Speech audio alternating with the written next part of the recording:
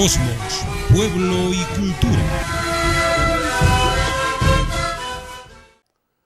Y bien, señoras y señores, en la grata audiencia, en la gratísima compañía de ustedes, estamos compartiendo estos minutos de la presente edición de La Fuerza de la Palabra a través de Cosmos Televisión, un programa periodístico que se transmite de lunes a viernes en dos importantes horarios: edición central a las 20 horas 8 de la noche y el reprise viene al día siguiente en horario matinal a las 7 de la mañana. Bueno, precisamente hoy vamos a compartir en los siguientes minutos el momento cultural. Y para esta secuencia de La Fuerza de la Palabra del momento cultural, precisamente, tenemos entre manos un libro sumamente importante, trascendental y yo diría hasta histórico, que con mucha satisfacción hemos leído y se denominan Los funerales del conde de Lemus y otros escritos, ¿no? Este libro, por sus características muy especiales, nos trae una serie de comentarios referidos a la historia intelectual, cultural e histórica del país. Los funerales del conde de Lemos y otros escritos. La autoría corresponde precisamente a Gotardo Almonacid Cisneros. ¿Quién es el autor de este libro? Gotardo Almonacid Cisneros nació en Ayacucho, provincia de Huamanga, ¿no? Él ha realizado estudios en la ciudad de Ayacucho, cursos de estudios superiores en la Universidad Nacional San Cristóbal de Huamanga entre los años de 1966 y el año de 1970. Es importante señalar que el autor de este libro realmente ha escogido una serie de temáticas referidas no solamente a personajes de la intelectualidad nacional, sino también de nivel internacional. El libro Los funerales del conde de Lemos, cuya carátula ustedes pueden apreciar en vuestros televisores, el libro Los funerales del conde de Lemos y otros escritos de Gotardo Almonacid Cisneros, aborda los últimos días de Abraham Valdelomar en la ciudad de Ayacucho, culminando con su trágica muerte el 3 de noviembre del año de 1919, y que el 3 de noviembre de 1919 se han cumplido 100 años de este lamentable suceso.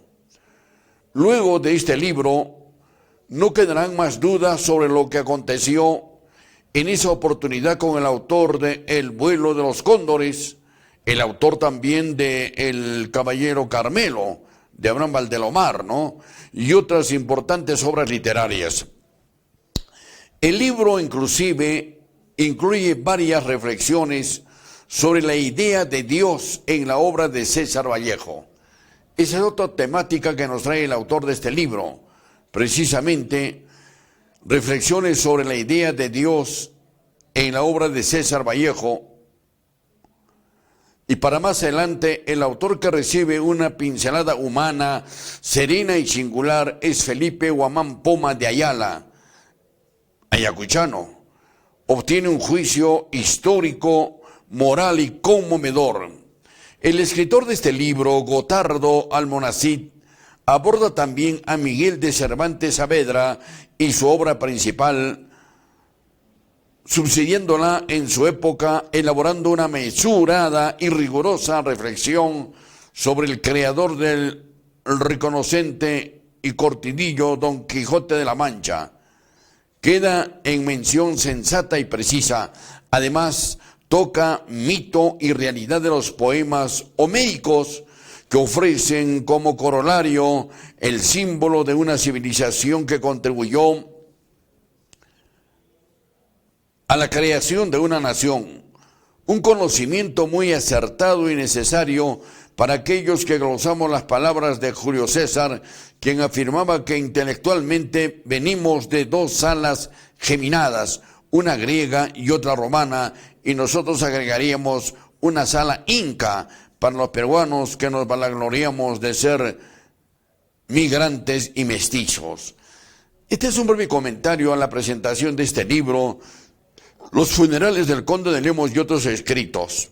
Al haber abordado la lectura y el levantamiento de la ficha respectiva de este libro para traerlo al momento cultural de La Fuerza de la Palabra, referido a los artículos aproximadamente en 20 páginas sobre los últimos días de Abraham Valdelomar en la ciudad de Ayacucho, Como ustedes comprenderán, se han escrito una serie de especulaciones y comentarios en torno a la muerte de Abraham Valdelomar, uno de los más destacados realmente intelectuales de esa época a nivel nacional, una lucidez extraordinaria.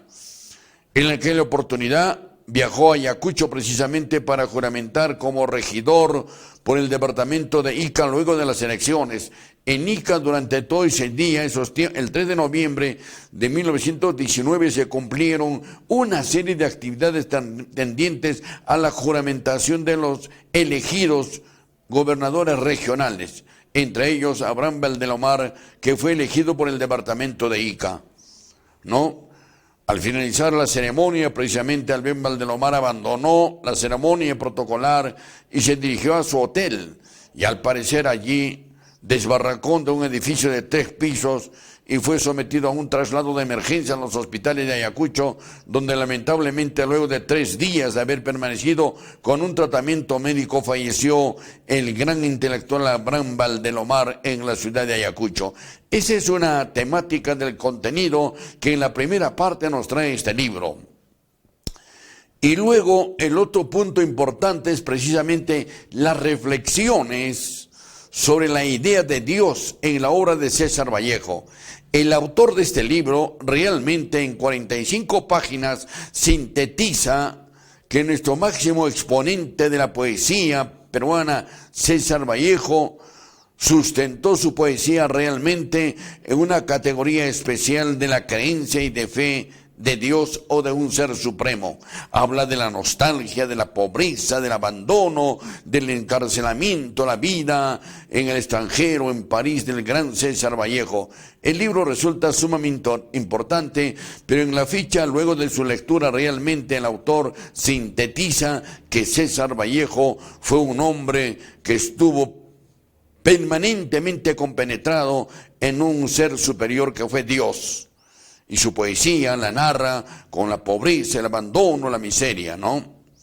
Esto es importante. El mismo libro, en otra secuencia, nos habla sobre Guamán Poma de Ayala, ayacuchano. En este libro, este autor o este personaje obtiene un juicio histórico, moral y conmovedor.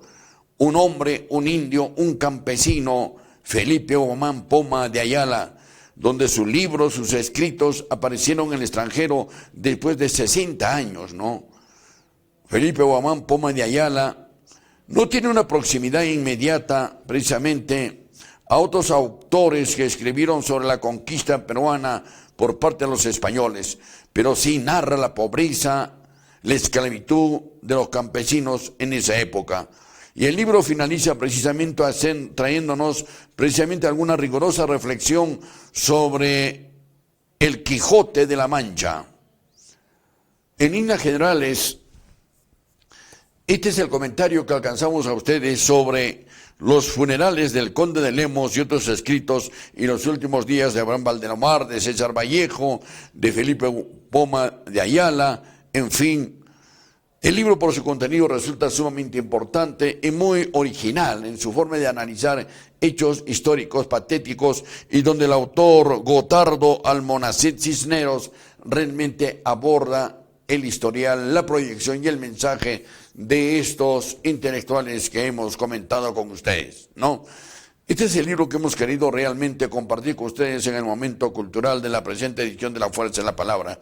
Terminamos ese análisis del libro ya mencionado y decirles que en ediciones anteriores precisamente habíamos comentado también en el momento cultural sobre este otro libro, La convulsión social y crisis política en el sur andino en el siglo XIX, donde se detalla el asesinato del novelista cusqueño Narciso Arestegui, que fue precisamente peruano y de nacimiento cusqueño, obviamente, pero que estuvo en la prefectura del departamento de Puno en la época del mariscal Ramón Castilla.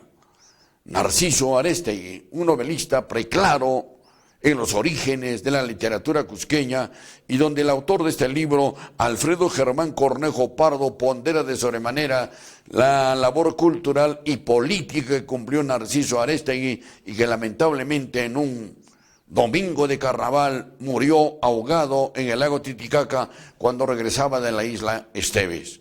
Han transcurrido 195 años para hacer realmente una denuncia pública de la forma como lo mataron, lo asesinaron a Narciso Arestegui, prefecto del departamento de Puno, que, sea dicho de paso, se integró al gran movimiento de reivindicación y de lucha campesina,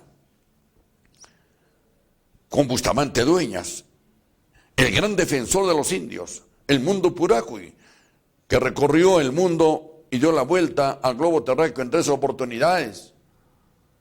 Estuvo precisamente muy ligado a todos los movimientos campesinos por la libertad, la justicia y romper la esclavitud del indio y del campesino puneño de ese entonces. Estuvo con Rumemaki y desde luego su cargo como prefecto y defensor de los indios, Narciso Arestegui, ganó enemigos que prácticamente trataron de hacerlo desaparecer del escenario político de ese entonces. Ese comentario que presentamos sobre este libro ha merecido realmente una serie de comentarios, desde luego, y también de criterios y posiciones en torno a Narciso Arestegui. Pero sea dicho de paso, muy pocos historiadores e intelectuales puneños han tomado en consideración la presencia de Narciso Arestegui, escritor, coronel del ejército peruano, prefecto del departamento de Puno y defensor de los intereses y la vida del indio en el departamento de Puno. Señoras y señores, hasta aquí hemos presentado el momento cultural. Gracias por atendernos, la pausa y luego volvemos.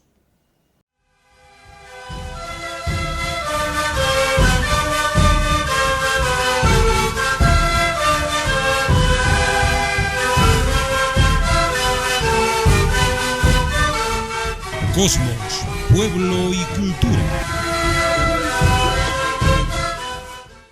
Muy bien, señoras y señores, entonces continuamos con el desarrollo de la presente edición de La Fuerza y la Palabra. Ya contamos con la presencia en vivo y en directo del doctor David Cornejo, director de la UGEL, ¿no? Que con la gentileza que siempre lo distingue ha tenido la amabilidad de atender nuestra invitación para coberturar temas sumamente importantes ligados a la educación en el ámbito de su jurisdicción de la UGEL de Puno. Doctor Cornejo, una gran satisfacción de saludarlo y bienvenido a La Fuerza y la Palabra. ¿Cómo está usted? Muy buenas noches, doctor Jaime. Siempre es un gusto estar con usted y para conversar de los temas que sean necesarios a su servicio. Muchas gracias, muy amable, muy bien.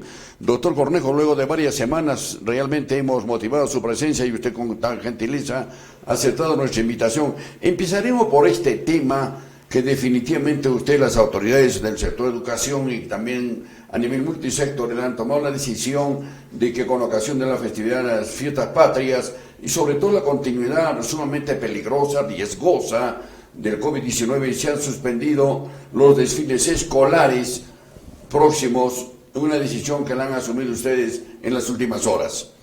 ¿Cuál es la motivación?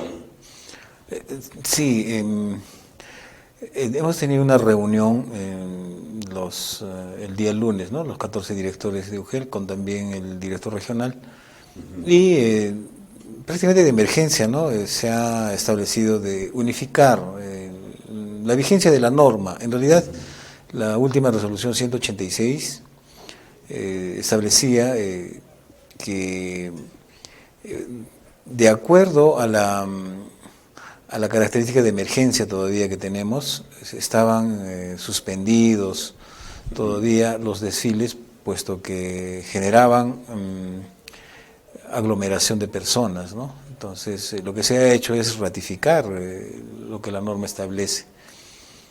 Toda vez de que en algunas provincias se ha estado programando estos desfiles escolares. En la provincia de Puno, lo que se ha hecho es simplemente ratificar también lo que en algún momento habíamos informado a un comité multisectorial, ¿no? Presidido por la municipalidad, en la que se estaba haciendo la programación de actividades por fiestas patrias. Y ya, desde ya nosotros en estas reuniones, hace 10 días más o menos, a través de nuestro especialista, habíamos explicado, fundamentado, de que no podía haber estos desfiles. Entonces, en Puno, como provincia, no se ha programado un desfile escolar, por lo tanto no se ha suspendido nada, ¿no? Solo se ha ratificado de que no se va a desarrollar el desfile. Pero eso no significa de que no vamos a hacer celebración, conmemoración. La Dirección Regional también ha emitido una directiva, en ella se establece, la directiva 06, cuáles van a ser las actividades que tendríamos que desarrollar, puesto que no va a haber desfiles, ¿no? Y tienen que ver pues con la conmemoración alegórica, actividades cívicas, patrióticas con los estudiantes, pero en cada institución, ¿no? Entonces, de tal manera que formarían parte de las actividades, los procesos de aprendizaje propios o alguna actividad especial, ¿no? Puede ser gastronómico, cultural netamente, danza, teatro, ¿por qué no? Pero que son actividades netamente internas y evitando en lo posible la aglomeración. Claro, la decisión que tomó el sector de educación y también el resto de autoridades nos parece sumamente saludable, ¿no? Porque la coyuntura que tenemos actualmente de un retorno, de que permanezca todavía esta lucha permanente contra el COVID-19, creo que es sumamente riesgosa todavía por el momento, ¿no? Sumamente riesgosa. Los boletines informativos diarios que recibimos del sector salud todavía ponen en riesgo de que se pueda realmente generar algún contagio, pero de ninguna manera, como usted señala, internamente las instituciones educativas van a suspender la motivación de una fiesta tan importante como es precisamente realizar nuestra independencia nacional. Esto me parece que es sumamente importante y seguramente vendrán mejores tiempos para ver a nuestra gallarda juventud marchar y desfilar con ese ímpetu definitivamente de patria, de patriotismo y de amor al bicolor nacional, ¿no? Claro, definitivamente. Incluso cuando hemos estado en los peores momentos de la pandemia, en el 2020 y 2021, hemos hecho actividades de carácter virtual. Pero como que estamos ya en un retorno a clases, efectivamente, seguramente liderado por los comités o los profesores, ¿no?, de la especialidad de formación ciudadana o ciudadanía, los de ciencias sociales, siempre toman iniciativas. Y estamos seguros que va a haber una fiesta en cada institución y eso nosotros lo alentamos, hagamos estas actividades. Definitivamente el desfile escolar es una forma importante de hacer un saludo a nuestra patria, pero estas condiciones, además tenemos también la alerta desde el propio Ministerio de Educación y el mismo Ministerio de Salud, ¿no? Claro. Respecto a una alerta de un rebrote y que posiblemente estemos en una cuarta ola, ¿no? Entonces todo eso yo creo que ha motivado esta ya decisión de no realizar actividades con escolares como el desfile u otras que hagan una aglomeración significativa. Claro que sí, porque no solamente pues se ponía en riesgo la población escolar, sino a los propios docentes y sobre todo al público en general, ¿no? Que se da cita para poder motivar el aplauso, a la alegoría de ver a sus hijos y ver a una juventud pletórica en un desfile, de una algarabía, de una fiesta tan especial y única como es precisamente nuestro aniversario patrio. Como repito, vendrán tiempos mejores, ¿no es cierto? Y ojalá que sea en breve. Doctor Cornejo, yo quiero agradecer la gentileza que usted tiene de acompañarnos en la presente edición de La Fuerza de la Palabra y quisiera ingresar a otro tema que también me parece importante. Durante la semana próxima pasadas hemos tenido bajas temperaturas, ¿no?, en todo el altiplano peruano y particularmente en el ámbito de la provincia de Puno, que es su jurisdicción como director de la UGEL, y donde recibíamos entrevistas de padre y familia y motivábamos para conocer los horarios de ingreso y de salida en los centros educativos por el frío que se registraba aquí. Y se manifiesta que existen disposiciones legales desde Lima en el sentido de que los directores de centros educativos son autónomos en poder decidir el ingreso y los horarios de asistencia escolar, mas no directamente a las autoridades del sector de educación. Sobre este tema, ¿qué podemos comentar?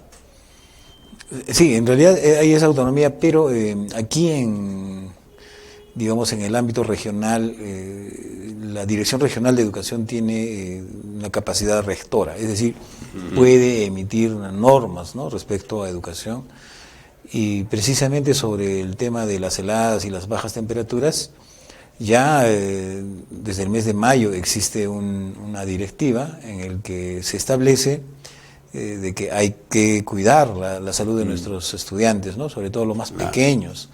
De tal manera que sí, ya se ha establecido que hay un retraso en el ingreso y un adelanto en la salida. O sea, va a depender mucho del turno en el que estudian los estudiantes, ¿no? O sea, si están en el ingreso en la mañana, se retrasa en media hora. Claro. Y los que salen a las 6 de la tarde tendrían que adelantar la salida en media hora también, ¿no? Y en caso de que sea un solo turno, porque el problema es cuando las instituciones tienen doble turno, ¿no? Es complicado cumplir, digamos, la jornada pedagógica de cada hora en las áreas, ¿no? Pero no así en los que tienen un solo turno. En zonas rurales, por ejemplo, pueden acondicionar incluso esta entrada y salida, ¿no? De la manera que sea propicio para cuidar la salud de los estudiantes. Existe la norma, se está ejecutando. En un principio ha habido algunas quejas, pero creo que por lo pronto ya no. Es más, esperemos que estas bajas temperaturas terminen, porque la norma también establece de que mientras dure, ¿no? Este proceso de heladas, que generalmente es hasta la quincena de agosto. Así es. Y ahora, precisamente el 22 de julio, es el último día hábil, ¿no? En este segundo bimestre para los estudiantes. Y ya el 25 estarían saliendo, digamos, de vacaciones los estudiantes. 2 semanas. 2 semanas, ¿no? De tal manera que retornan el 8 de agosto. Y entonces ya para esa fecha seguramente que va a haber mejores condiciones, y en las semanas que vienen seguramente que los directores también, viendo, ¿no? Cómo está la movilidad de la naturaleza en cuanto a heladas, pueden retomar nuevamente sus horarios habituales. Esto resulta sumamente saludable, ¿no? Vivimos pues en un ambiente sumamente agresivo también para la vida, la salud, y desde luego la instancia que tenemos que cuidar desde el área educativa son a nuestros educandos, ¿no? En todos los niveles. Estas vacaciones que usted señala del 25 de julio al 8 de agosto, alcanza a instituciones estatales y privadas. Sí, en realidad sí, pero en el caso de hay una calendarización, sobre todo para instituciones públicas. Las instituciones privadas tienen una propia dinámica de su planificación, de su calendarización, pero es recomendable, dado que todavía estamos en estado de emergencia, ¿no? O sea, recordemos que no se ha levantado el estado de emergencia. Es necesario que los estudiantes también tengan estos espacios, lapsos de descanso. Y en el caso de los profesores, junto con sus equipos directivos y sus equipos de gestión, tengan que hacer, justamente se llama semana de gestión. Y ahora se gestiona todo, bueno, se gestiona la planificación, se gestiona el conocimiento, ¿no? Entonces pueden hacer actividades. La UGEL de repente también va a intervenir, ¿no? Con un nivel de gestión que es de coordinación, ¿no?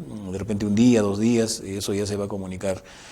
Probablemente el próximo 22, que es el último día hábil, vamos a confirmar todavía, va a ser nuestra 7ª reunión con directores, porque nosotros tenemos reuniones mensuales con directores de instituciones educativas para coordinar, para informar, para estar siempre planificando actividades, ¿no? Y probablemente va a ser incluso de manera virtual ya, porque tenemos que también nosotros dar el ejemplo, ¿no? Si estamos evitando la aglomeración, presencialidad ya en mayor número, ¿no? Y tenemos casi 500 directores que a veces participan, entonces de repente vamos a retornar a la estrategia de la virtualidad hasta que tengamos mejores condiciones, como usted decía, ¿no? Momentos mejores. Así es. Bueno, la siguiente pregunta va orientada precisamente a que si se mantienen los niveles de coordinación entre el sector salud y el sector educación. Como usted tiene conocimiento, doctor Cornejo, parece que se han presentado brotes, no diríamos en extremos sumamente riesgosos, pero de todas maneras hay que ser cautelosos del COVID-19 en diferentes instituciones educativas a nivel de la provincia del departamento de Puno. De haber sido esto cierto, usted mantiene un nivel de coordinación, una información permanente, comunicación con el sector salud. Sí, siempre hemos tenido esta coordinación, obviamente que a través de también unos especialistas responsables que tienen, ¿no? Esta coordinación, que valga la redundancia. Y no sé, menos mal que los reportes no son, en el caso de la provincia de Puno, no son muy alarmantes, no son malos, estamos en positivo, ¿no? A diferencia de lo que ocurría en el mes de fines de marzo, abril, donde hemos tenido algunos contagios y hemos tenido que suspender secciones completas han tenido que retornar a su casa 7 días, ¿no? Porque eso dice también el protocolo. Entonces, por lo pronto, no hemos vuelto a tener reportes, porque son los directores los responsables de ir verificando, captando si hubiera alguna sintomatología, ¿no?, de parte de los profesores y los propios estudiantes. Entonces, no hemos tenido reportes negativos en realidad. Hemos conocido en las últimas semanas, creo, ha habido casos en Juliaca, por ejemplo, ¿no? Incluida la profesora, pero por eso es que debemos seguir cuidándonos y un poco fortalecer el tema, porque lo hemos dejado incluso un poquito, hay que ser sinceros, de la vacunación. Todavía se sigue diciendo mucho sobre este tema de las vacunas, pero es la única forma de tener una protección, ¿no? Claro que sí. Creo que es importante conocer alguna información estadística luego de estos 2 años y medio permanentes de lucha contra la pandemia con el 19. ¿Qué información tienen ustedes? El retorno cuantitativo de estudiantes y docentes, desde luego, a los centros educativos durante el inicio de este año escolar, porque usted comprenderá, 2 años más se ha suspendido, se ha paralizado, y seguramente tiene ya una información pormenorizada en qué porcentaje se ha retornado al inicio del año escolar presente. En nuestra provincia, ya a este mes de julio, diríamos que la presencialidad es al 100%. Y el 100% implica que en cada institución educativa los estudiantes que se han matriculado en el presente año están asistiendo con regularidad.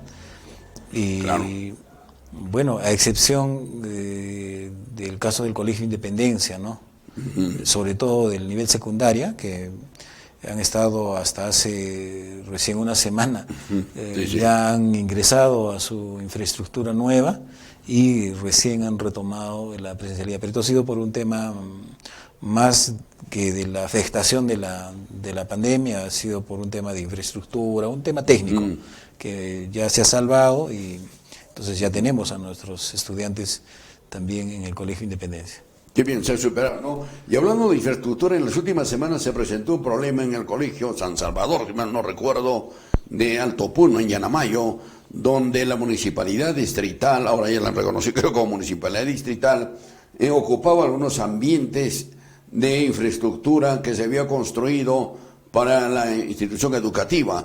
Creo que con la participación de ustedes, la PAFA y otras autoridades, se ha llegado ya a un acuerdo de que esa infraestructura prefabricada ya pase, por lo menos durante este año, al centro educativo. Sí, yo creo que es necesario hacer unas precisiones, ¿no? Aquí, gracias más bien por tomar el tema, ¿no?, del Colegio San Salvador. En realidad tendríamos que ir a la raíz. ¿Por qué hablamos de situaciones como esta, no? El Colegio San Salvador es el único centro educativo o la institución del nivel secundario que tiene Alto Puno, futuro distrito, ¿no?, obviamente. Y entonces eso es un servicio, ¿no?, importante, necesario para todo este sector de la parte alta de Puno. Y ellos tienen, la institución, nosotros tenemos ya un terreno que está transferido, ya destinado para la institución. El director y sus equipos ya habían gestionado incluso un proyecto de inversión con el gobierno regional, que debería hacerlo a través de PRONIED, ¿no? Sin embargo, ha habido observaciones, se han caído y ha habido dificultades con la consolidación de la construcción de esta nueva infraestructura. Por lo tanto, lo que tiene el colegio es un terreno, no tiene dónde. Entonces, es necesario que entienda la municipalidad de Alto Puno que tenemos que apoyar educación. Entonces, ellos han facilitado un espacio en lo que es la municipalidad, donde hay ambientes incluso, ¿no? Y allí también nosotros, hace un par de años, se les ha transferido, gestionado unas aulas prefabricadas que había enviado PRONIED, y aparte se han hecho otras gestiones. Al final están así prácticamente alojados por lo pronto, ¿no? Entonces es necesario ver de que se reactive ese tema.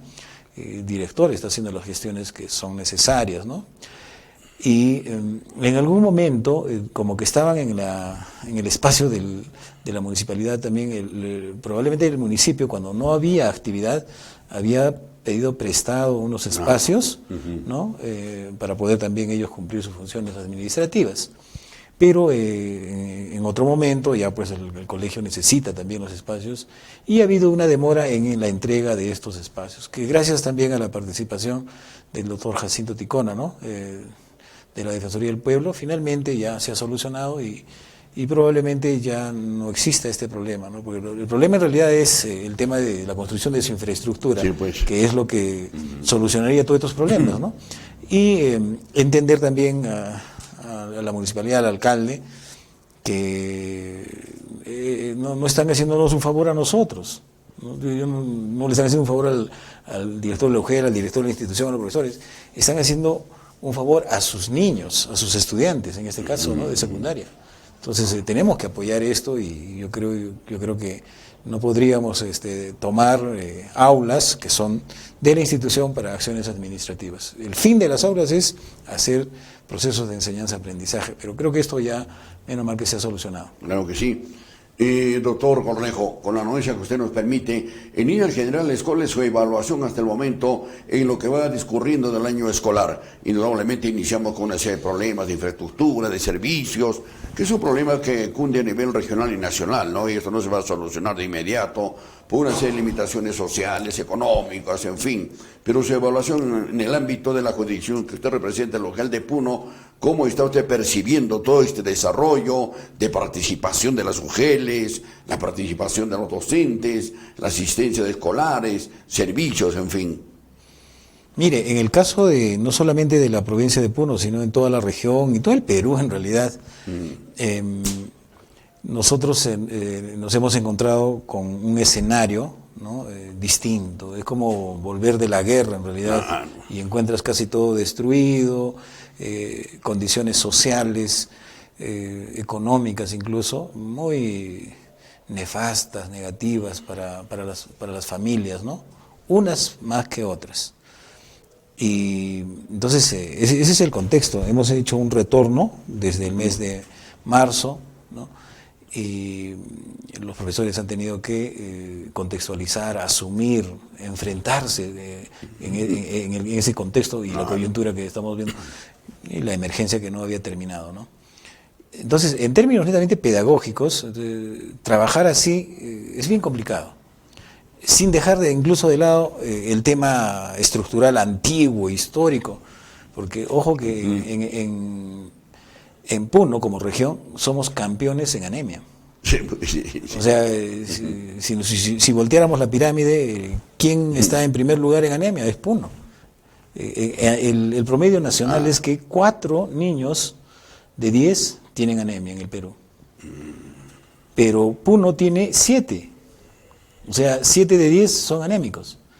Y todos sabemos de que un niño, si entre 1 a 5 años tiene anemia, está condenado para toda su vida. Bien delicado. A tener deficiencia cognitiva, porque su desarrollo cerebral no le va a favorecer. Entonces, obviamente que también en ese histórico, las entidades que les corresponde tienen una política de Estado para poder atender el problema de la anemia, pero no tenemos resultados positivos. Pero después de la pandemia, pues, la pobreza extrema se ha incrementado más. Entonces, todo eso, la desnutrición ayuda a que tengamos anemia.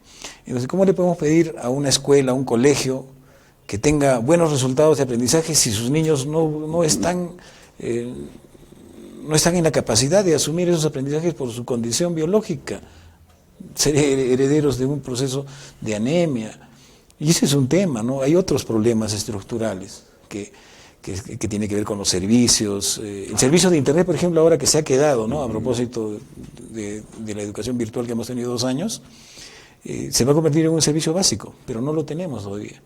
Existen años en el que estamos viendo de que el Ministerio de Transportes quiere hacer una red dorsal, ¿no? de Internet, pero todavía no lo tenemos, ¿no? Y la misma población tiene todavía temor si ponemos una antena de cualquier tipo, 4, 5, y entonces hay información que dice que eso produce cáncer y ya no quieren ver antenas, pero sí queremos tener línea y queremos tener acceso, ¿no? Entonces esas contradicciones no ayudan mucho también a la educación. Y yendo a la práctica, porque eso es contexto, ¿no? Que a veces no se ve, pero sí se piden resultados, ¿no? Pero en este inicio, en la pregunta que usted nos hacía, los profesores han tenido que luchar primero con un proceso de recuperación, porque los aprendizajes que hemos hecho en el 2021 no han sido completos, porque no han sido regulares, no se interrumpió el servicio educativo, pero ha habido un desfase. Entonces, algunos aprendizajes son prerequisitos. Recordemos que los niños que están ahorita en tercer año, en el 2020 estaban en primero. Sí, pues. Entonces, en tercer año se exige un nivel de aprendizajes que requieren algunos previos, ¿no? Entonces, no siempre los han tenido. Entonces, al mismo tiempo, de manera simultánea, los profesores están haciendo procesos de recuperación, de reforzamiento de estos aprendizajes y también desarrollando el currículo mismo de este año, ¿no? Interesante. No quiero abusar de la gentileza y la limitación de tiempo que tiene usted para asistir desindudablemente a nuestro programa. ¿Cómo se va desarrollando el concurso en la presencia y el apoyo de los programas sociales de alimentación en centros educativos? ¿Esto es operativo? ¿Sigue funcionando? ¿Qué evaluación tenemos? Sí, a través del programa de alimentación que se llama Cali Guarma, sí. ¿no? Todavía existe la atención, sobre todo en los niveles de inicial y primaria. En secundaria no existe, hay algunas instituciones de secundaria que están focalizados, que tienen jornada escolar completa, ¿no? Pero no todas, porque nosotros tenemos 21 instituciones, de las cuales se están atendiendo, me parece, a 8 en algunos distritos. Pero sí, ese es un sistema que lo maneja directamente el MIDIS, y tenemos coordinación estrecha, ¿no? con los directores, coordinadores de Cali Guarma, claro. Quienes ellos hacen una intervención autónoma. Ellos llegan a las instituciones, entregan raciones de alimentos que en un momento estaban con la estrategia de que llevan a casa y en casa se tienen que consumir ellos.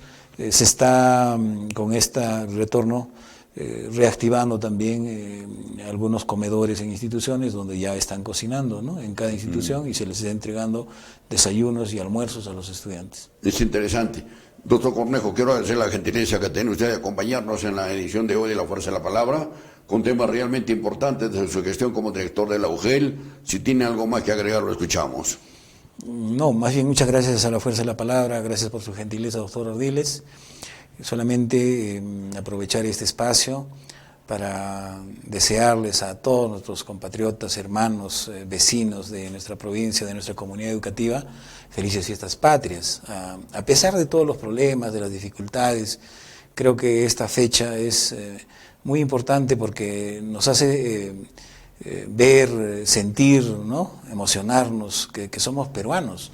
Y que los problemas que tenemos justamente de repente son causados por nuestra historia, por nosotros mismos. Y es momento de poco a poco ir dejando, botando formas de pensar, formas de actuar, que no nos dejan unirnos para proyectarnos a un verdadero desarrollo como peruanos, ¿no? Así que en medio de todas esas dificultades, carencias, yo creo que no debemos dejar de pensar en una esperanza. En ningún pecho debe de dejar de latir la esperanza. Podemos mejorar, ¿no? Esperemos que Dios ilumine a nuestros gobernantes, ¿no? Tenemos algunos problemas, tanto en el Congreso, tanto en el gobierno central, que de verdad a veces nos ponen en incertidumbre y en medio de dos fuegos, ¿no? Así es la política, pero somos peruanos y tenemos que empujar este carro que se llama Perú. Un gran abrazo, felices fiestas patrias. Muchas gracias, muy amable. Nos solidarizamos, nos hacemos eco sinceramente este saludo fraterno del doctor Cornejo en ocasión de una fecha tan importante, y no podía ser de otra manera que un educador realmente emita su mensaje de solidaridad, de patria, de patriotismo, ¿no es cierto?, y de integración nacional para poder realmente no solamente consolidar de mejor manera la educación nacional, sino en forma conjunta realmente tener un futuro promisor para las nuevas generaciones en nuestro país. Muchas gracias, doctor Cornejo, y buenas noches. Adelante, control.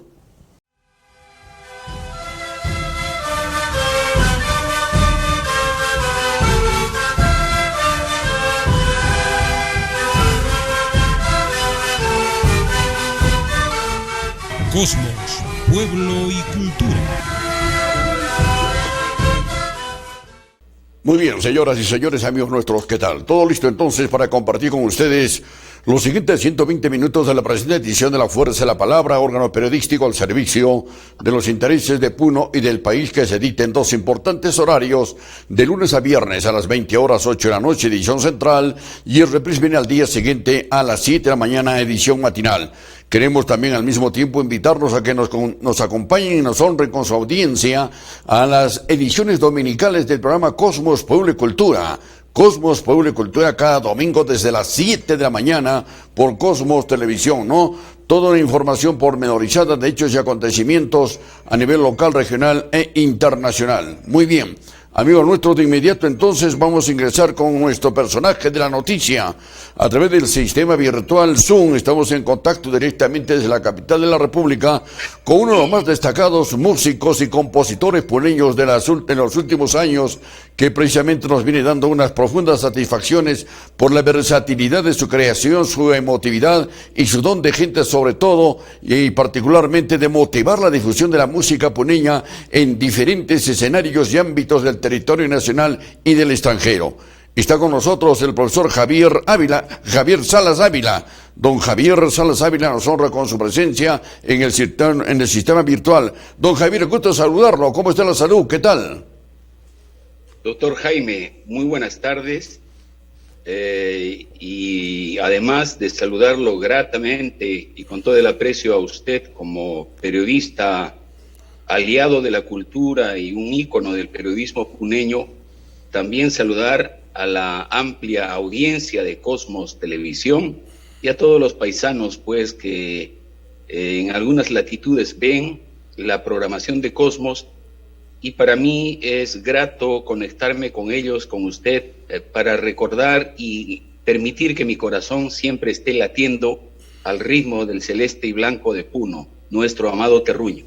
Así es, efectivamente, percibimos permanentemente ese afecto y esa identificación con el terruño, que lo pone usted de manifiesto en diferentes escenarios, no solamente como artista, como compositor, como músico, y preclaro también, preclaro artista y profesor, que da nacimiento al surgimiento de nuevos valores en la música y en el canto, ¿no?, a nivel del territorio nacional, hecho que a nosotros nos satisface de sobremanera su trayectoria artística. Bueno, queremos empezar con un tema central. Definitivamente aquí en Puno ya se viene perfilando a través de la Federación de Folclore y Cultura de Puno y de las agrupaciones culturales artísticas de músicos y danzarines, la próxima edición de la festividad de la Virgen de la Candelaria, desde luego superando paulatinamente todo este problema de la pandemia del COVID-19.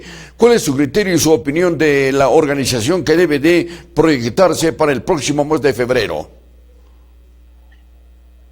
A ver, después de esta pandemia es lógico, y ojalá que ya no continúe, ojalá que los índices sanitarios puedan facilitarnos el reencuentro para el arte, la danza y la cultura en Puno.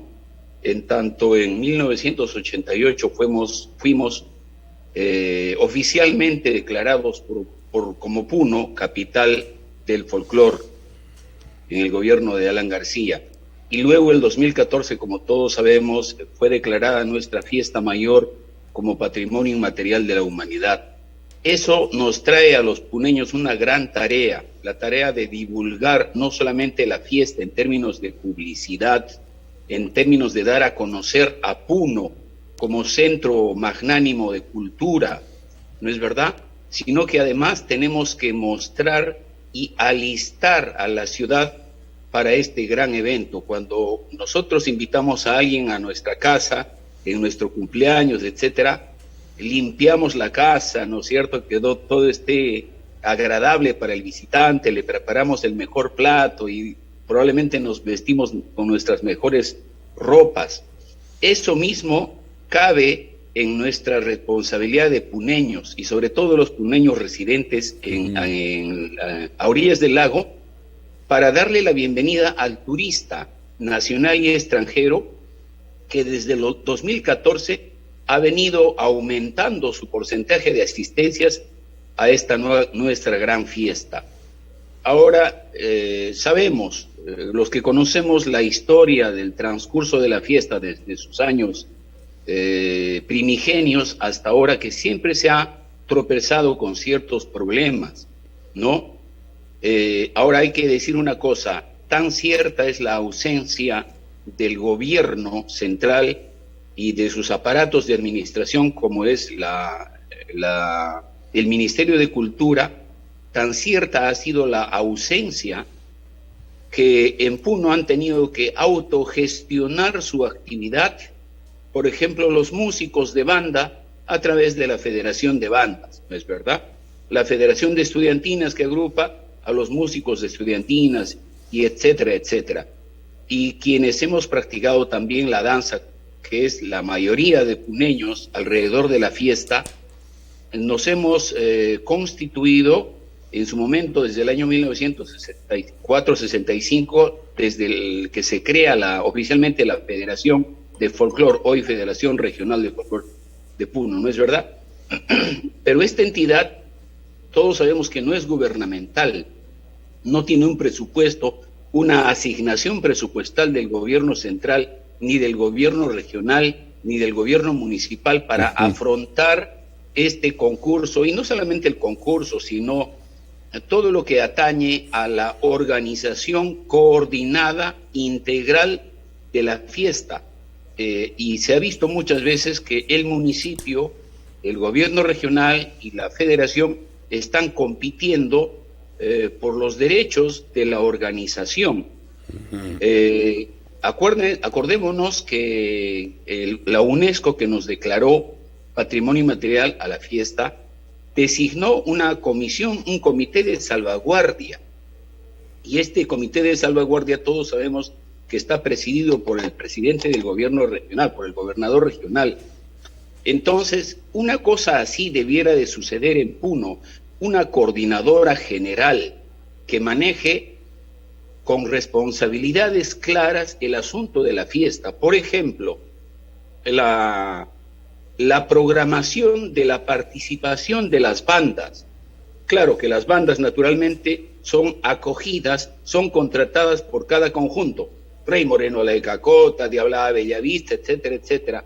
Pero debería de coordinarse a través de esta coordinadora, por ejemplo, retretas conjuntas en diferentes barrios, de repente clases maestras de parte de los directores de bandas, etcétera, etcétera, y organizar el pasacalle de una buena vez en un recorrido definitivo, porque muchos años hemos sido testigos de que el recorrido se ha cambiado de sur a norte, de norte a sur, de este a oeste, y entonces no le hace bien a Puno, porque no tenemos así como tienen los brasileños, un sambódromo para exhibir su carnaval de Río. Todavía no tenemos dispuesta una arteria que permita, así como en La Paz, Bolivia, o en el propio Oruro, que permita al público bien instalado, cómodamente instalado, observar el paso de los conjuntos durante el pasacalle, por ejemplo, ¿no? Entonces, la federación, que se ha arrogado la responsabilidad, porque a lo largo de los años así ha sido siempre, entonces es la responsable de organizar el pasacalle y su consecuente recorrido. Pero ahí también tenemos que coordinar también con el obispado, por supuesto, ¿no? El obispado muchas veces ha sido de la idea de que todos los conjuntos tendrían que ir hasta el santuario, hasta San Juan, ¿no es cierto? Porque es el santuario. Pero la Virgen puede salir. Sabemos las irregularidades de nuestro clima, de nuestras lluvias, pero podría construir un santuario para la Virgen, un pequeño resguardo, ¿no es cierto? Una especie de un lugar determinado para que se instale la imagen de la Virgen, para que la imagen pueda observar el pasacalle en una avenida que sería la avenida del folclor, que sería lo ideal para resolver los problemas del lunes, ¿no? De la veneración, Bueno, hay muchas tareas, doctor Jaime, que necesitamos hacer y cumplir, porque no es cuestión de que la fiesta se dé, la fiesta se da y muchas veces desordenadamente, no siempre los turistas tienen al alcance baños públicos, no siempre tienen al alcance información precisa, a pesar de que Puno es una ciudad chica, pero necesitamos información, la presencia de la policía de turismo, la presencia también de la policía, en tanto también aumentan los índices de robos, ¿no? Y la presencia de gente de mal vivir durante la fiesta. Entonces, esto hace que todos pensemos en hacer una mejor organización, bien coordinada y comandada por alguien, ¿no? Pues a veces hay ciertos choques entre la propia federación y el municipio. Entonces habría que conversar ese punto a través de un comité pues múltiple, ¿no? Eso es mi reflexión, doctor Jaime, hasta el momento. Vuelvo. En efecto, me parece sumamente importante las apreciaciones que nos alcanza el profesor Javier Sala, ¿no? En torno a la próxima realización de la festividad de la Virgen de la Candelaria. Y es importante señalar, Javier, también que después de 2 años y medio que ha transcurrido la pandemia y que ojalá definitivamente podamos superarla, la festividad de la Virgen de la Candelaria está actualmente generando y motivando un entusiasmo inusitado, como hemos podido apreciar en los integrantes de los diferentes conjuntos de los barrios de nuestra ciudad y delegaciones de provincias y distritos. Es decir, la pandemia nos frustró obligadamente a reservarnos el derecho de la algarabía, de mostrar en toda su verdadera dimensión el alcance y la característica de la festividad y el homenaje a la Virgen de la Candelaria. Pero ahora, como repito, Javier, se puede apreciar en la forma como hemos podido conversar con varios dirigentes, realmente hay un entusiasmo extraordinario. Pero con las recomendaciones y las sugerencias que usted acaba de hacernos, creemos que tenemos que actuar con celo, con ciertas medidas de seguridad, no solamente para el danzarín, sino también para el público en general. ¿No le parece? Por supuesto, y sobre todo pensando en el turista para que se lleve una buena imagen y entonces comente muy bien de nuestra fiesta. Eso es importante. Ahora, algo que es digno de rescatar es el crecimiento y el avance y la innovación que han mostrado las comunidades campesinas que están trayendo sus danzas autóctonas y originarias desde sus comunidades para el concurso del 2, ¿no? Y ya no es un asunto de bailar simplemente lo que reproducen en su comunidad, sino que se nota el trabajo coreográfico de gente ya especializada. Esto nos hace pensar que probablemente sean estudiantes que son de las propias comunidades quechuas y aymaras, que probablemente han estudiado en las ESFAs, y yo no sé, de Mo, de Pilcuyo, de Puno, de Juliaca, y son profesionales de la danza que están ensayando, qué sé yo, a los uncacos, a los unucajas, a los chatripulis, etcétera, y se están presentando coreográficamente muy buenos trabajos que se puede ver en la explanada del estadio Enrique Torres Belón. Ese detalle también es digno de rescatarse, de aplaudir. Las danzas autóctonas u originarias han crecido no solo en número, sino en calidad. Y yo creo que esa es la razón fundamental por la que nos han declarado patrimonio inmaterial, porque por lo demás, cierto es que estamos peleando por la autoría de las danzas de luces contemporáneas, como son la diablada, los caporales, la morenada, pero al fin y al cabo son danzas más contemporáneas, mestizas, sincretizadas, pero no por ello menos brillantes, y que finalmente han logrado expandir el folclore de Puno hacia otros lugares como Lima. En Lima existe el caso de que todos, Porteño, La Icacota, Bella Vista, Azoguini, etcétera, por señalar los barrios más tradicionales, tienen sus filiales en Lima, y durante exactamente mañana sábado, si uno se da vuelta por el bulevar del Sheraton, aquí en Paseo de la República, ahí ensayan los jóvenes por cientos, están ensayando diabladas, caporales, morenadas, y cuando uno pregunta quiénes son los integrantes de las filiales de La Icacota, de Bellavista, de Porteño, etcétera, etcétera, que se están preparando para ir a Puno a la fiesta. Y entonces muchos limeños, que son hijos de huanuqueños, cusqueños, trujillanos, que se contagian de cómo se baila la morenada, cómo se bailan los caporales, entonces están echando una mirada, un vistazo hacia Puno, y Puno está siendo más comentado, Puno está siendo más anhelosamente visitado por gente que por primera vez está visitando, y que gracias a la fiesta.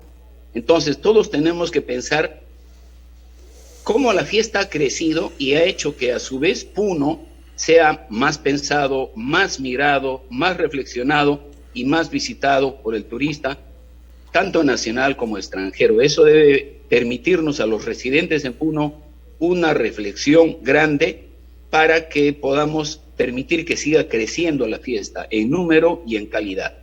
Qué interesante, muy interesante las apreciaciones suyas, Javier. Y quiero capitalizar de una u otra forma el tiempo que usted tiene la gentileza de concedernos desde Lima en esta entrevista con la Fuerza de la Palabra de Cosmos Televisión para abordar otro tópico que es importante conocer de la voz autorizada, la experiencia y la plena identificación artística y profesional del profesor Javier Salas. Me quiero referir a las estudiantinas de Puno, que son instancias imprescindibles, necesarias en la festividad de los carnavales clásicos de Puno. Para su punto de vista, Javier, ¿la estudiantina de Puno realmente están revitalizándose en los últimos tiempos o se nota un ausentismo o una actividad contraria? Todo lo contrario, doctor Jaime. El asunto es de que empezó en algún momento en los años 90, empezó una labor anónima, aunque se conoce a los gestores, pero digamos anónima respecto de lo siguiente. Algunos profesores de música, naturalmente egresados de las ESPAs Puno Juliaca, básicamente, empezaron a hacer un trabajo en los colegios y empezaron a sacar estudiantinas juveniles en Villa Fátima, en Colegio Nacional San Carlos, en la Unidad San Carlos, en María Auxiliadora, etcétera, y empezaron a surgir estudiantinas juveniles. Y eso permitió que estas estudiantinas proveyeran de material humano a las estudiantinas y centros musicales de mayor antigüedad, ¿no?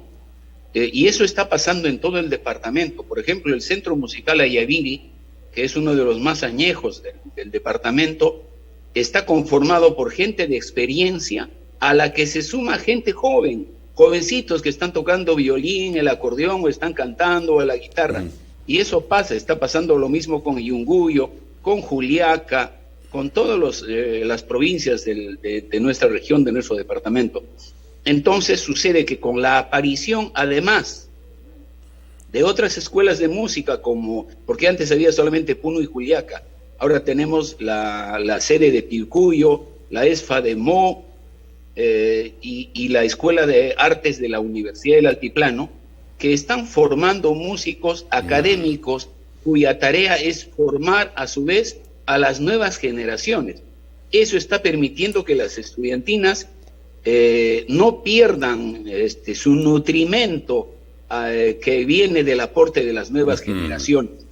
En Puno es el único lugar, y yo lo he dicho muchas veces aquí en Lima y en otros foros, en el que las estudiantinas se ven robustecidas en todos estos años. En ningún otro lugar.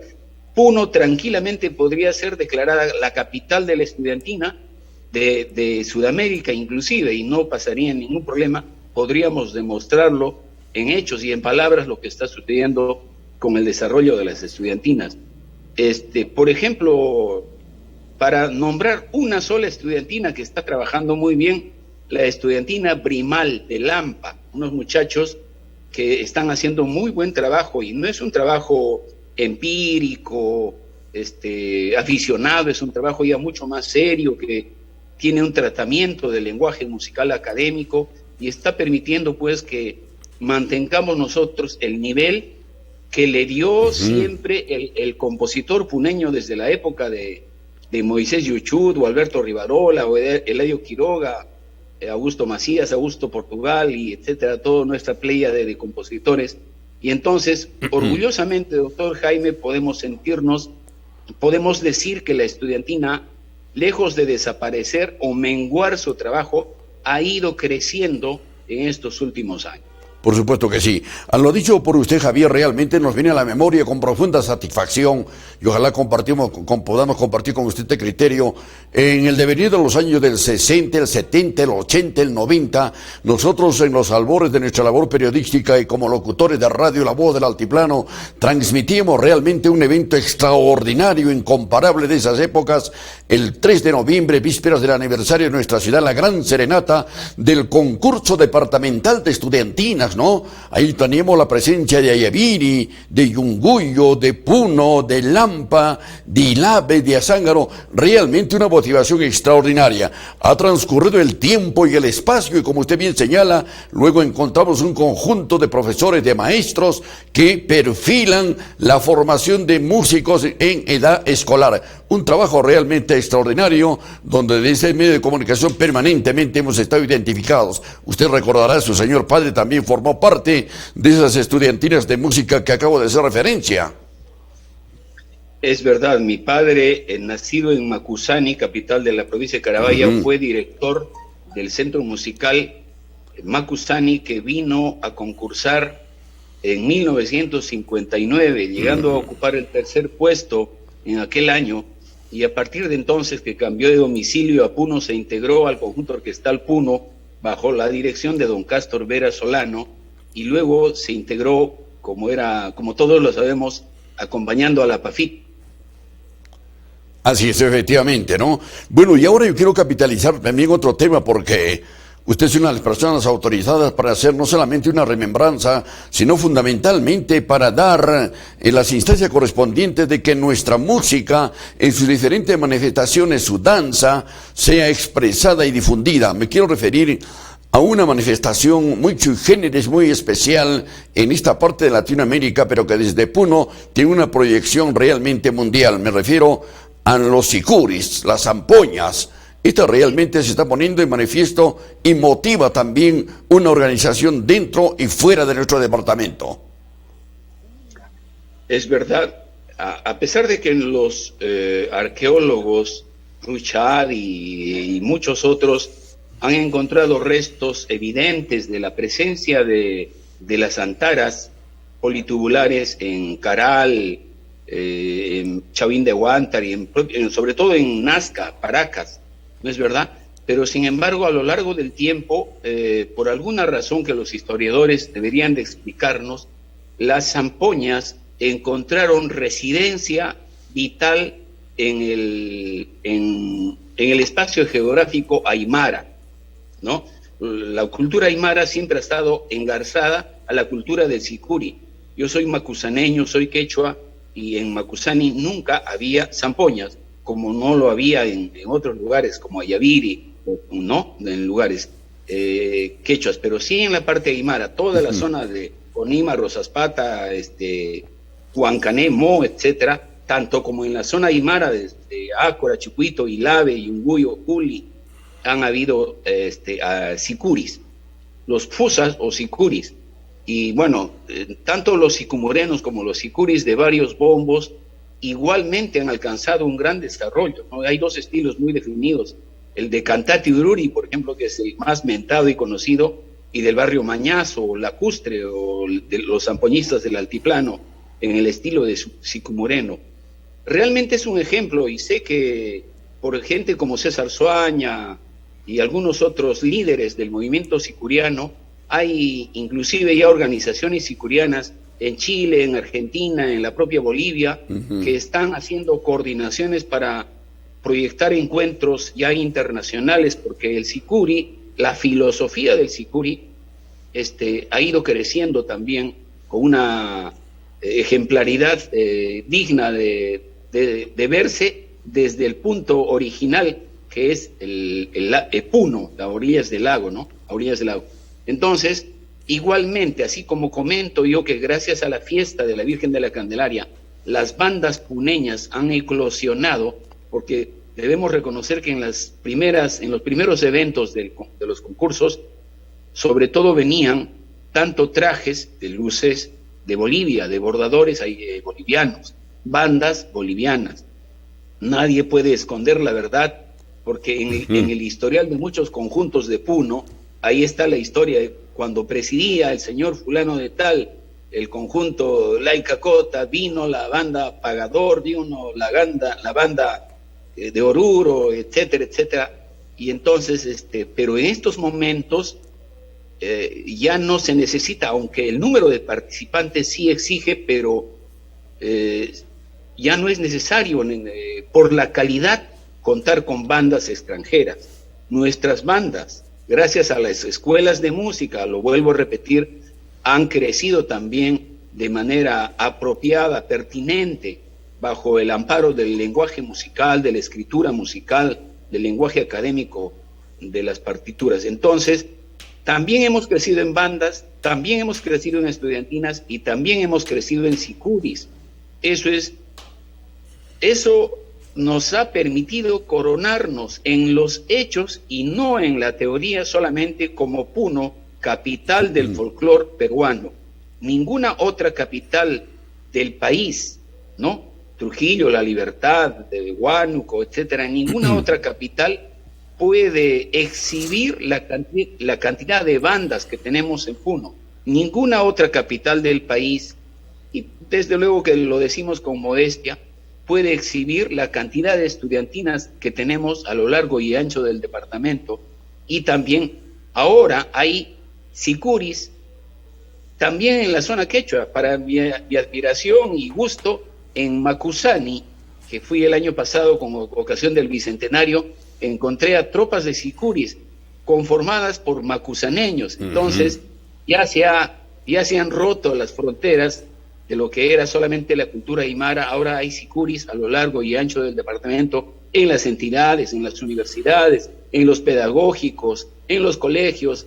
Todo el mundo hace sicuri, y entonces eso también es una gran noticia para nuestra cultura regional.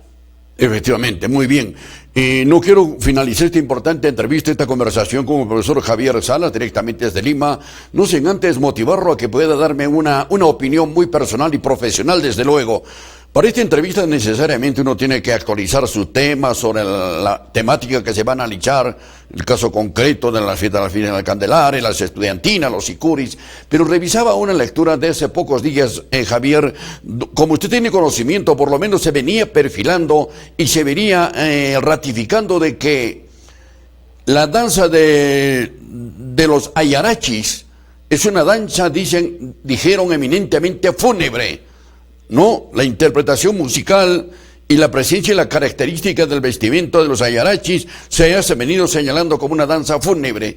Sin embargo, ahora han salido nuevos estudios y nuevas publicaciones donde señalan que el ayarachi tiene una característica eminentemente festiva de carnaval. ¿Cuál es la opinión del profesor Salas? Bueno,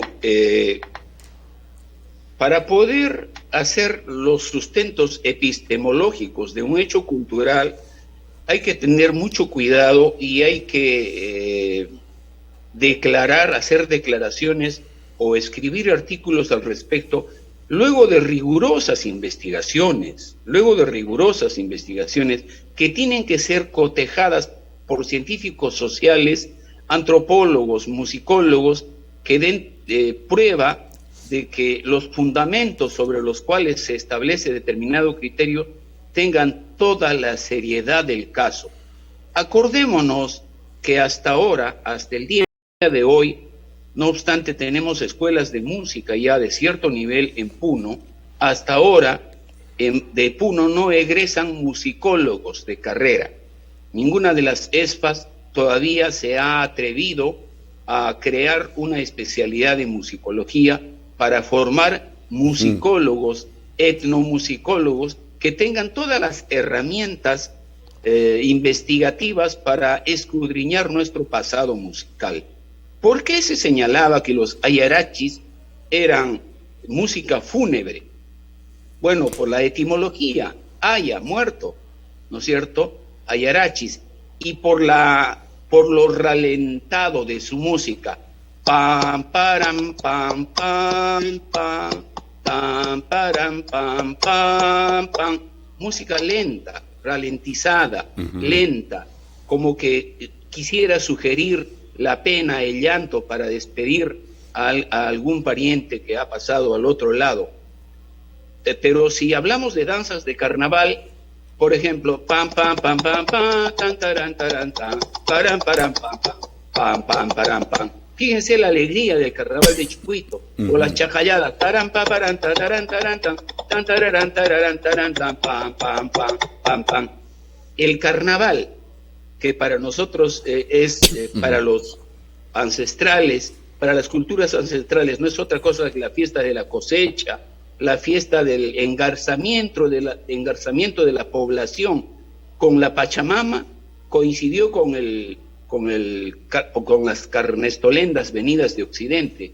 Y entonces, en ese momento, para poder, porque la fiesta del carnaval es una fiesta sincrética ahora, pero igual, tanto del lado de las culturas ancestrales como del lado del occidentalismo que vino, siempre han mostrado en febrero su alegría, su mayor alegría. Febrero es el mes donde tenemos licencia, ¿no es verdad? Para el rey Momo, para una cosa, otra cosa. Entonces las fiestas y las músicas y las danzas de carnaval siempre han estado engarzadas a ritmos alegres, a ritmos vivaces, alegros, ¿no? En cambio, el ayarachi hasta ahora nos ha denotado una música ralentada. ¿Qué quiere decir? Un ritmo lento, como lo podemos testimoniar en estos momentos, ¿no? Pero sin embargo, yo no podría decir que tengo la última palabra ni la voz más autorizada. Siempre está la puerta abierta para que gente entendida en la materia, musicólogos, etnomusicólogos, puedan investigar y llegar con veracidad a encontrar las pruebas, ¿no? Para fundamentar de que no es una música danzaria relativa a la muerte y al aspecto fúnebre, sino de carnaval. Yo, por el momento, don Jaime, prefiero quedarme con la simbología del ayarachi como fiesta fúnebre, porque lo dice su ritmo, lo dice la raíz toponímica del vocablo ayarachi, y bueno, yo, como muchos músicos, creo que estamos con el corazón extendido y los brazos abiertos para conversar en diferentes podios y compartir nuestros trabajos de investigación respecto de la marcha y los orígenes de nuestras formas musicales autóctonas y mestizas. Por supuesto que sí, me parece sumamente coherente las apreciaciones tuyas en torno a esta temática de los ayarachis, si es de carnaval o una danza fúnebre. Sobre este tema quiero finalizar, pero creo que perfectamente podríamos conocer casi ya una ubicación. El origen del ayarachi definitivamente de las alturas de la provincia de Lampa en el departamento de Puno, o tiene alguna otra característica de surgimiento, de ubicación. Tenemos en Uraayllu, en Sandia, tenemos ayarachis, los ayarachis de Uraayllu, ¿no? Que son bien conocidos. Y también hay ayarachis en la zona de Chumbivilcas, en el Cusco. Y en Puno, Paratía, pues, en Lampa, ¿no? Son los tres lugares que son foco de divulgación de la cultura del ayarachi, de la música del ayarachi, de la música danzaria, ¿no? Porque es una danza al mismo tiempo. Así es. Así es, don Jaime. Así es, efectivamente. Bueno, hemos capitalizado el tiempo del profesor Javier Salas en estos importantes temas, porque es necesario, imprescindible, conocer de autoridades y estudiosos como él, una vocación de análisis, de proyección, de valorar, de revalorar nuestra propia cultura andina, la cual no podemos despojarnos de ninguna manera, porque forma parte realmente de una doctrina, de una filosofía integral de puneños y de puneñistas, aymara, quechuas y castellanos. Javier, muy honrado sinceramente por la gentileza que nos confieres de conversar. Te escuchamos en tu mensaje final. Un abrazo, don Jaime, para usted y para toda la audiencia y para mis paisanos puneños, y especialmente para los músicos, ¿no? Los músicos estamos acostumbrados a sostener que la horizontalidad es el mejor proceso de integración artística entre hermanos, ¿no? Porque una trompeta sola no hace orquesta, tiene que ser todo un conjunto de trombones, saxos, clarinetes, bombos y platillos, para que se exprese ese mensaje holístico, integral, colectivo. Ese es el mensaje de la música, para extender mis brazos y dar un abrazo a todos los amigos cultores, músicos, danzantes, y que esperemos con emoción esta fiesta que se nos viene el 2023. Un abrazo para todos, don Jaime. Muchas gracias, muy amable. Buenas noches. Muy bien, amigos nuestros, hemos conversado precisamente con el profesor Javier Salas Ávila, ¿no? Un destacado y joven profesional que realmente desde hace mucho tiempo encamina su formación profesional en el campo del canto, la música, la composición y el reconocimiento que se le tiene a su persona, tanto en Puno, en Lima y en diferentes niveles a nivel nacional. Para nosotros, la amistad de Javier Salas es altamente significativa. Su señor padre también un difusor de nuestra música en antaño en varias instituciones culturales y musicales, ¿no? Le decimos muchas gracias. Muy bien, amigos nuestros, y nosotros continuamos trabajando en la fuerza de la palabra. La pausa y luego retornamos.